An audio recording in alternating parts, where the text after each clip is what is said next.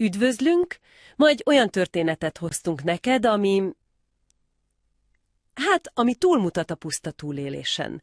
Egy utazásról fogunk beszélgetni, ami az élet és halál határán kezdődött, és ami az emberi lélek legmélyebb erejéről tanúskodik. Igen, a forrásunk Csikós Ilona Élet és halál határán című személyes írása. És ez tényleg fontos, hogy ez nem egy orvosi esettanulmány. Nem, egyáltalán nem az.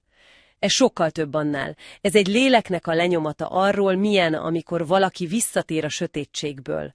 És újra fel kell építenie mindent, tényleg mindent. Pontosan. És a mai beszélgetésünk célja tulajdonképpen az, hogy ennek a rendkívüli történetnek a rétegei alá nézzünk. Megpróbáljuk megérteni a gyógyulás láthatatlan mechanizmusait. A szeretet erejét, ugye, ami horgonyként működik. Aha. A család és a segítők támogatását, ami szó szerint életet menthet. És persze azt a belső küzdelmet, ami a legreménytelenebb pillanatokon is átsegít. Arról fogunk beszélni, hogy mi történik, amikor a test feladja, de a lélek még küzd. A történet egy egészen elképesztő képpel indul, ami rögtön a közepébe vág. Képzelj el egy héliumos lufit, ami felemelkedik, száll felfelé, de hirtelen megakad. Neki ütközik valaminek. Igen, egy láthatatlan, de kőkemény üvegplafonnak.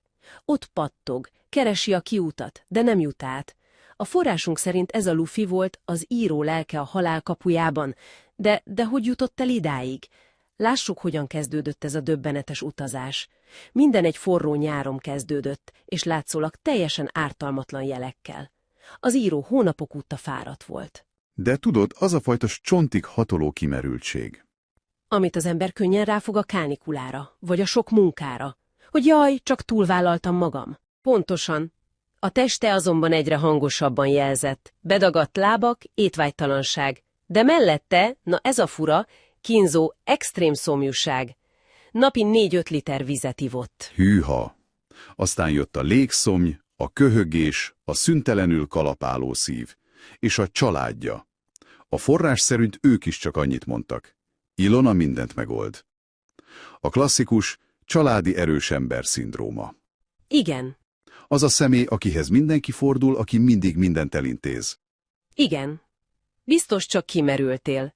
Ismerős helyzet, nem? Nagyon is, hiszen az identitásuk részévé válik, hogy ők a szikla, és ennek a szerepnek a feladása, a gyengeség beismerése számukra szinte elképzelhetetlen. Így a test hiába kiabál, az elme, ami hozzászokott a kontrollhoz, egyszerűen, nem hajlandó meghallani. És ez a szerep majdnem végzetesnek bizonyult. Pedig az író egészségesen élt, mégis eljött a pillanat, amikor már felállni sem tudott az ágyból. Ott ült az ágy szélén, és egy halk, belső hang azt súgta. Most vagy soha. És akkor kihívta a mentőket. A helyszínre érkező mentőorvos arcáról állítólag mindent le lehetett olvasni. A diagnózis már ott, a ház előtt megszületett. Egy korábbi észrevételen szívinfarktus következményei. Több minden egyszerre, ugye? Igen, súlyos szívélektelenség, szívritmuszavar és tüdővizenyő. Mindegyik önmagában is életveszélyes állapot. A kórházban aztán minden felgyorsult, és itt jutunk el a történet legdrámaibb pontjához, a teljes összeomláshoz. CT vizsgálatra küldték kontrasztanyaggal, de az írónak borzasztóan rossz előérzete támadt. Na de várj, ezt érezte előre? Igen. A forrás szerint szinte könyörgött, hogy halasszák el, de az orvos hajthatatlan volt. Megkapta az anyagot, és onnantól se kép, se hang. És itt álljunk meg egy pillanatra.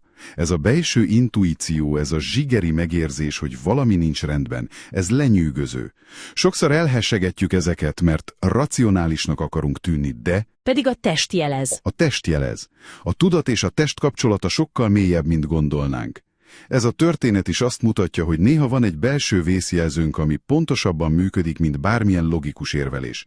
Érezte, hogy a teste a határon van. És ami ezután jött, az már tényleg nem evilági.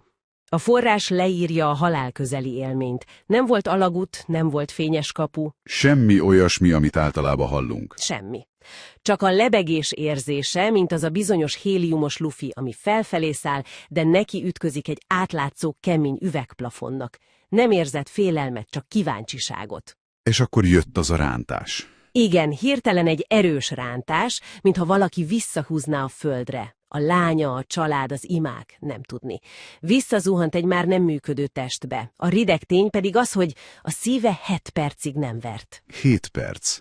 Belegondolni is durva. Az orvosok közölték a lányával, kétesélyes. És itt jön a képbe a család, különösen a lánya. És az a bizonyos mondat, ami talán mindennél erősebb volt. Amíg az édesanyja kómában feküdt, a fülébe sukta. Vagy engem ölelj meg, anya, vagy apát. Az édesapja ekkor már 9 éve halott volt. Ez több, mint egy ultimátum. A pszichológia a megélni akarásnak nevezi ezt az erőt, de ez ritkán egy elvont dolog. Itt a lánya egy hihetetlenül konkrét, kézzel fogható jövőképet adott neki. Egy ölelést. Szembeállította a múltat a jövővel. Pontosan. A múlt lezárt ölelését az apjával, és a jövő nyitott, elérhető ölelését. Ez az a fajta érzelmi horgony, ami képes visszarántani valakit az életbe, amikor a test már feladta. Elképesztő belegondolni. Az ezt követő hetek az intenzív osztály zavaros világában teltek, ahol a valóság és az álmok, teljesen összemosodtak. Az író elméje saját bizarr valóságokat gyártott. Hogy feldolgozza a feldolgozhatatlant. A fürdetést például habpartiként élte meg, ahol az ápolókkal egy színpadon bulizott. Máskor meg buszmegállóban várt egy soha meg nem érkező buszra. Ezt a jelenséget az orvostudomány intenzív osztályos delíriumnak nevezi. A fizikai trauma, a rengeteg gyógyszer, a steroidok, a hosszú altatás hatására az agy próbálja értelmezni a külvilágból érkező töredékes információkat. Hangfoszlányokat, fényeket. Érintéseket, és saját számára logikus történeteket sző belőlük. Fontos megérteni, hogy ez nem őrület. Ez az elme extrém, de végső soron logikus válasza egy extrém helyzetre. Egyfajta védekező mechanizmus, ami megpróbál rendet teremteni a káoszban. Engem az a rész döbbentett meg a legjobban, amikor azt hitte, karácsony van. A leírás szerint teljesen átélte a karácsonyi hangulatot, látta, hogy az osztály készül az ünnepre, díszeket csomagolnak. Miközben nyár volt. Igen. Még szomorú is volt, hogy megint a kórházban kell töltenie, mint annak idején, amikor a lánya született. Aztán egy nővér közölte vele, Ilona, de hát még nyár van, augusztus. Azt hitte, mindenki összeesküdött ellene, és hazudik neki. Belegondolni is félelmetes. És képzeld el a tehetetlenséget, amikor a tudatod lassan elkezd kitisztulni, de a tested még egyáltalán nem engedelmeskedik. A hangja sem. A hangja sem, igen. Az altatáshoz használt tubus megsértette a hangszálait, így beszélni sem tudott. A kommunikáció pislogással történt. Egy pislogás igen, 2 nem. A forrás leírja azt a szívszorító frusztrációt, amikor a saját lánya nem érti a néma szájmozgását. És ekkor jön a képbe egy Zsuzsika nevű ápolónő. A tolmács. Elképesztő, hogy a legkiszolgáltatottabb helyzetben milyen sokat jelent egyetlen ember, aki veszi a fáradtságot, hogy igazán figyeljen. Miután kikerült az intenzívről, a kórteremben elkezdődtek az igazi harcok. Itt a szobatársak történetei olyanok, mint a kórházi élet sűrített drámái. Egyfajta mikrokozmusz. Abszolút. Ott volt például egy transzplantációra váró életvidám asszony, akinek a frissen felépített háza egy villamcsapás miatt porig égett. Vagy a vele szemben fekvő idős néni, akinek a csendes, méltóságteljes halálát testközelből élte át. És ezek a kontrasztok, a tragédiák és az emberség pillanatai rávilágítanak arra, hogy a kórház egy olyan hely, ahol mindenki a saját keresztjét cipeli, mégis ezek a sorsok összekapcsolódnak. A másik szenvedésének vagy kitartásának látványa segíthet a saját helyzetedet is más megvilágításba helyezni. És közben ott volt a harc a saját testével. Az író 28 kilót fogyott. 28 kilót! A testsúlya közel harmadát. Döbbenetes! A forrás szerint annyira gyenge volt, hogy egy műanyag kanalat sem bírt felemelni. És itt jön egy kulcsmondat Marian nővérkétől, aki miután hiába próbálta etetni, egy ponton határozottan, de nem bántóan azt mondta neki, Ilona, ha nem eszik, akkor kampec. Ez a nyers őszintesség. Igen, és ez volt az, ami végül áttörte a gátat. Néha a kíméletlen igazságra van szükség a túléléshez. Ez egy nagyon jó kérdés. Azt hiszem, A gyógyulásnak ebben a fázisában a páciens egyfajta apátiába süllyedhet. A gyengéd biztatás néva lepereg róla. Egy ilyen direkt, szinte sokkoló mondat viszont kizökkenthet. Szembesít a felelősséggel. Pontosan, nem a bántásról szól, hanem a felelősséggel való szembesítésről. Ez a te harcod is, neked is akarnod kell. Emellett a segítők személyisége is kulcsfontosságú. Ott volt a rideg Olga nővér, aki az elfekvővel riogatta, és ott volt a fiatal ápolófiú is, aki mennyasszonyként emelte át az ágyra, és közben őszintén beszélt a saját magányáról. Ezek az emberi interakciók legalább annyira formálják a gyógyulás útját, mint a gyógyszerek. Ezek az emberi kapcsolatok adták az erőt a következő, talán még nehezebb harchoz, a saját test visszahódításához. A gyógytorna, a küzdelem minden egyes centiméterért. Minden mozdulat egy győzelem. Az első felülés, amit még párnákkal kellett kitámasztani, majd az első, remegő lábakon megtett álló másodpercek. A forrás szerint ez volt az igazi csoba, a test lassan újra emlékezni kezdett a mozgásra. Mintha egy elfeledett nyelvet tanulna újra. A következő nagy lépés a szívműtét volt, a sztentek beültetése. Az író rettegett a beavatkozástól, és itt történt valami, ami tökéletesen megmutatja az emberi érintés erejét. A főorvos esete, igen.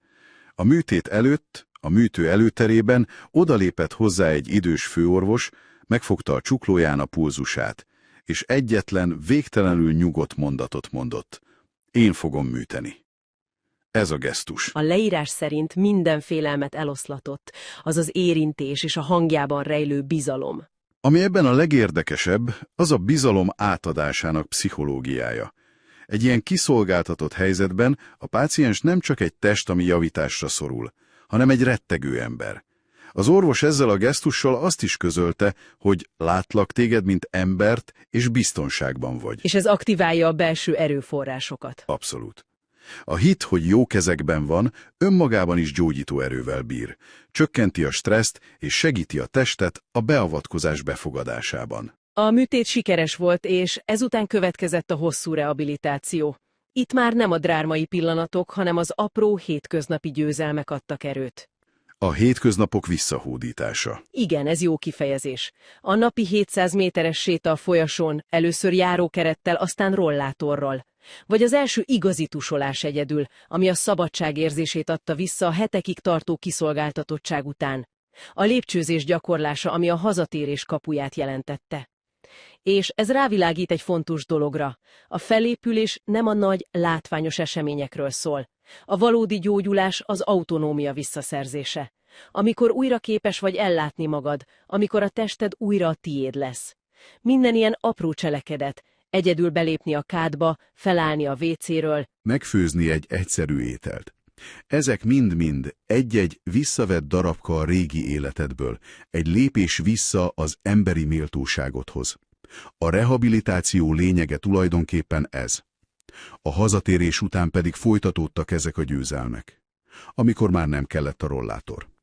És a legelső teljesen önálló út, elmenni a fodrászhoz. A megújulás szimbóluma. Egy új frizura, ami nem csak a külsőt, hanem a belsőt is megújította. Szimbolikusan is lezárt egy korszakot, és jelezte, hogy újra ő irányít, újra embernek érezheti magát. Ha összegezzük, ez a történet egy második esélyről szól.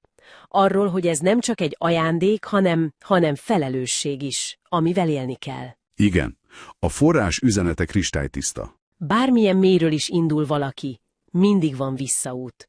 A gyógyulás nem gyors, nem könnyű, de lehetséges, és a legfontosabb, hogy sosem vagyunk teljesen egyedül.